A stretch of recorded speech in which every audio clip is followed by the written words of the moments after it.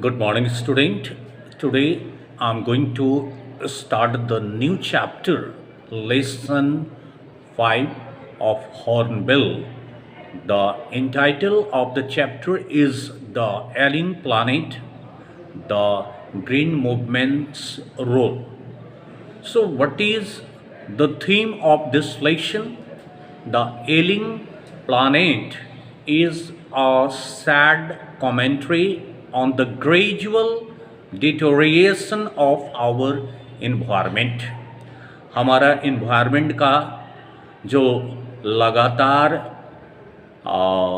Deterioration हो रहा है उसके बारे में एक दुखद कमेंट्री है. The planet earth is no more a pleasant place to habitation. अब ये जो हमारा प्लानेट है अर्थ, ये प्लानेट अब रहने के लिए एक सुखद जगह नहीं रह गया है. Fisheries, forest, grassland and cropland need to be preserve and protected. अब ज़रूरत है कि फिशरीज को, मछली पालन, फॉरेस्ट, ग्रासलैंड और क्रॉपलैंड को प्रिजर्व करने की आवश्यकता है, इसका संरक्षण करने की आवश्यकता है और इसकी सुरक्षा की आवश्यकता है. So let us avoid population explosion and stop perpetuation of poverty.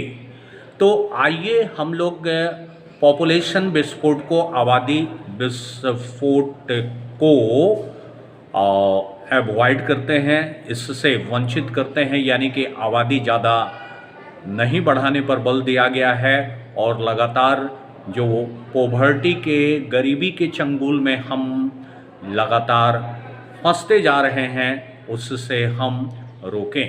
The green movement is the only hope for this planet and the survival of human race.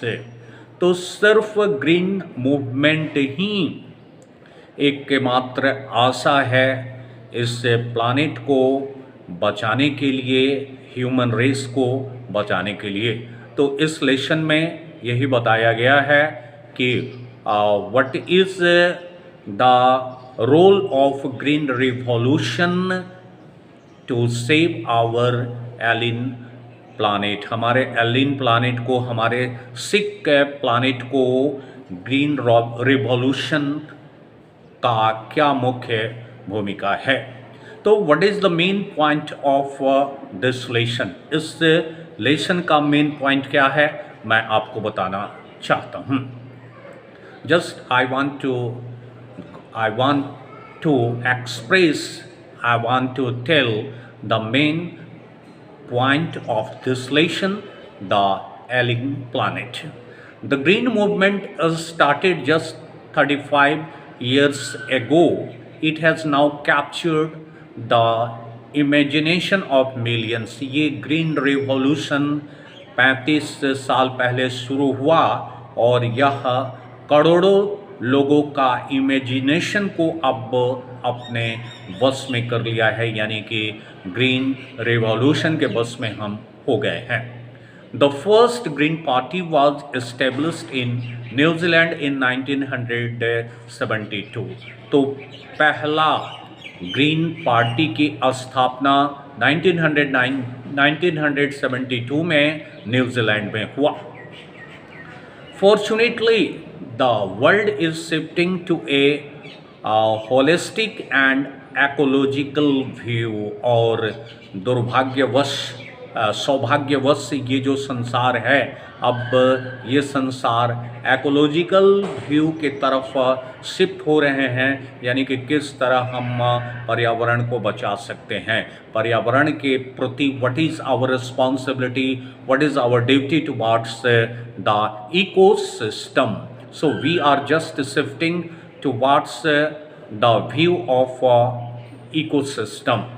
The earth is like a patient in declining health. यहाँ पर पृथ्वी के बारे में बताया गया है कि पृथ्वी एक डिक्लाइनिंग हेल्थ के जैसा एक पेशेंट है, एक ऐसा पेशेंट है जिसका स्वास्थ्य गिर रहा है, जिसका स्वास्थ्य खराब हो रहा है, यानी कि पॉल्यूट होता जा रहा है दिन प्रतिदिन।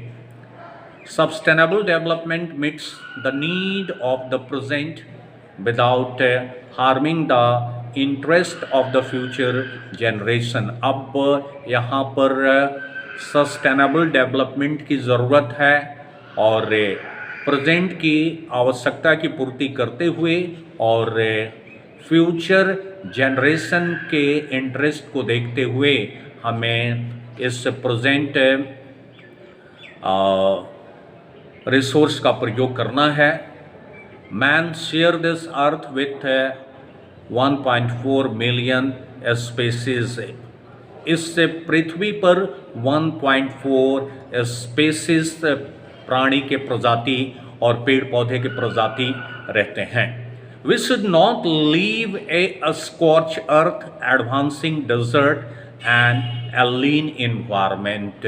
हमें पृथ्वी को एक स्कॉर्चिंग अर्थ के जैसा नहीं छोड़ना चाहिए, यानी कि बहुत ज़्यादा इन्वायरमेंट, यानी कि जो ग्लोबल वार्मिंग है, ग्लोबल वार्मिंग के बारे में यहाँ पर बताया जा रहा है कि due to global warming our earth turn into scorching earth, advancing deserts and ailing environment. और ये हमारे पृथ्वी को डेजर्ट बना रहा है और हमारा इन्वायरमेंट सिक हो रहा है, बीमार हो रहा है।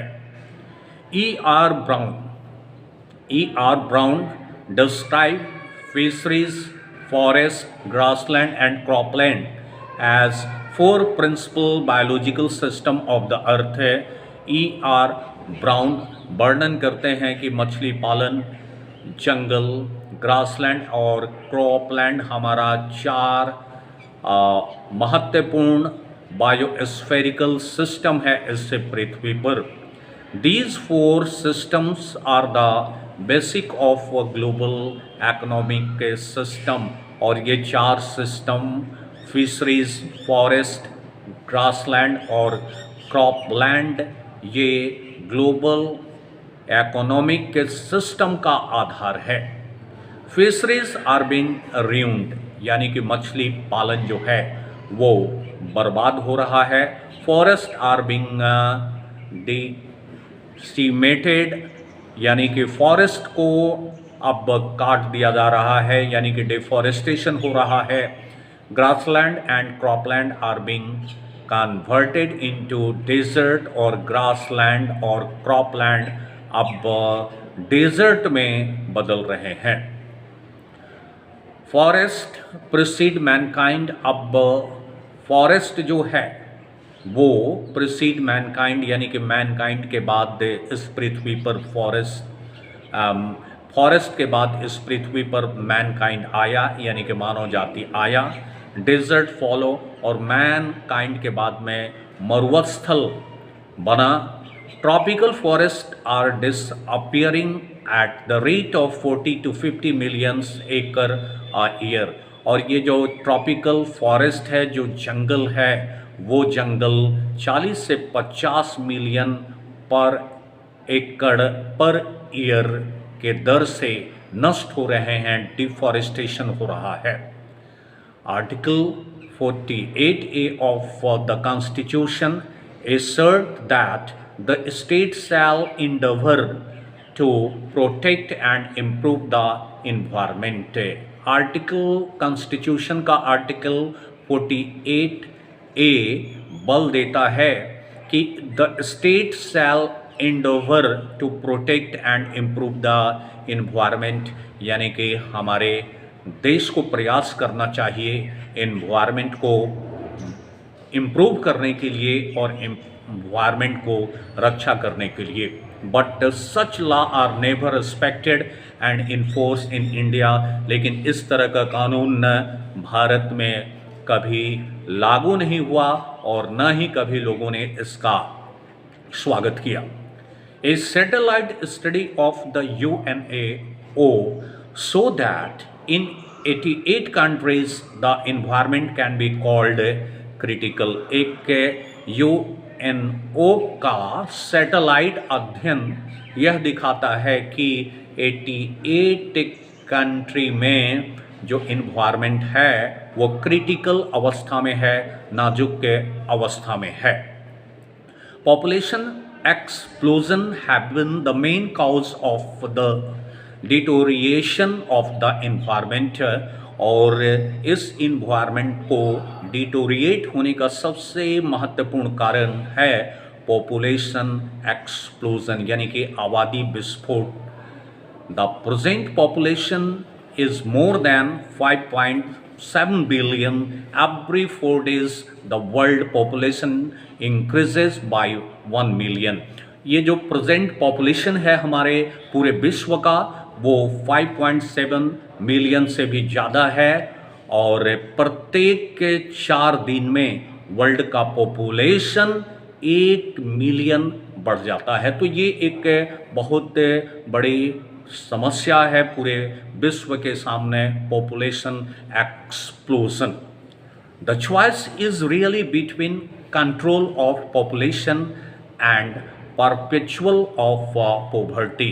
तो यहाँ पर सचमुच जो चॉइस है वो पॉपुलेशन कंट्रोल और लगातार गरीबी की चंगुल में लोग फंस रहे हैं, इसके बीच का सचमुच चॉइस है।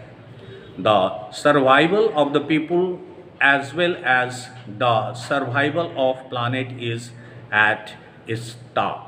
People का survive करना, people को इस पृथ्वी पर रहना और इसके साथ साथ हमारा जो planet है इसको survive करना, यानी कि एक pollution free planet को provide करना, ये समय की मांग है। We are not the master of the earth but have only a life tenancy. हम लोग इस पृथ्वी का मालिक नहीं है बल्कि हम लोग कुछ समय तक के लिए किराएदार हैं। We have not inherited this earth from our forefather, we have borrowed it from our children. इस पृथ्वी को हम लोग अपने पूर्वजों से, अपने फोरफादर से विरासत के रूप में प्राप्त नहीं किए हैं, बल्कि हम लोग अपने बच्चों से इस पृथ्वी को उधार लिए हैं। That is why we have responsibility to return pollution free environment to our next generation. Only that the motives of the green revolution will be fulfilled and our chic planet will be free of such type of pollution. So in this video, that much is enough for you. So keep learning and keep practicing. Have a nice day.